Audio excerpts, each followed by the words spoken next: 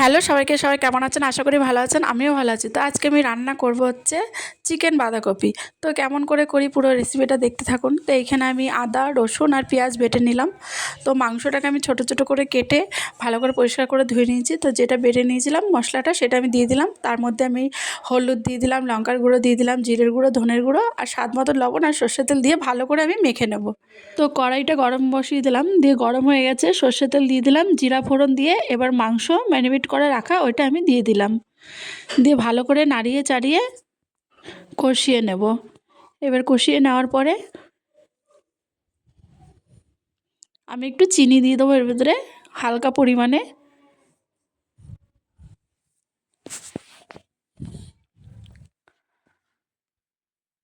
এদিকে আমার মাংসটা কষানো হয়ে গেছে, মানে কষানো মানে কি, আমি ভাজা ভাজা করে নিলাম, এটা শুকনো শুকনো ভাজা করে নিলাম। এদিকে আমি বড় বড় সাইজের করে একটু বাঁধাকপিটা কেটে নিয়েছি আর লম্বা করে আলুটা কেটে নিয়েছি। তো ভালো করে আমি ধুয়েও নিয়েছি বাঁধাকপি আলু। দিয়ে কড়াইতে তেল দিয়ে একটু রাঁধুনি ফোড়ন দিয়ে দিলাম, দিয়ে আলুটা আমি ছেড়ে দিলাম। দিয়ে আমি এর ভিতরে হলুদ, লবণ আর জিরের গুঁড়ো দিয়ে ভালো করে কষিয়ে নেব। দিয়ে নাড়িয়ে চাড়িয়ে ভালো করে সুন্দর মতন এর ভিতরে আমি বাঁধাকপিটা দিয়ে দেবো। দিয়ে ভালো করে আমি নাড়িয়ে চাড়িয়ে নেব বাঁধাকপিটা। এদিকে আমি মুসুরি ডাল ভালো করে ধুয়ে নেব। বেশ কিছুটা মুসুরি ডাল নিয়ে নিচ্ছি, খুব বেশিও না খুব কমও না, ভালো করে চটকিয়ে ধুয়ে নিচ্ছি। দিয়ে আমি বাঁধাকপির ভেতরে ভালো করে পরিষ্কার করে ধুয়ে দিয়ে দিলাম।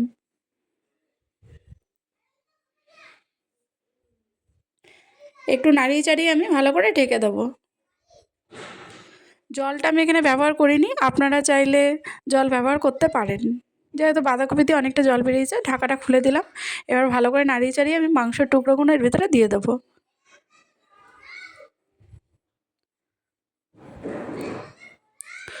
তো ভালো করে নাড়িয়ে চাড়িয়ে নিয়ে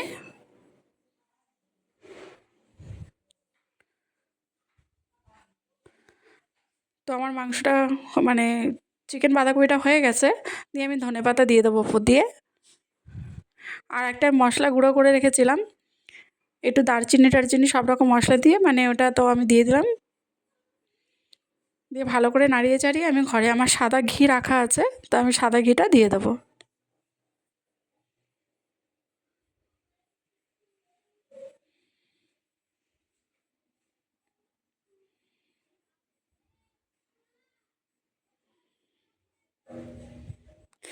তো আমার চিকেন বাঁধাকপি পুরো রেডি।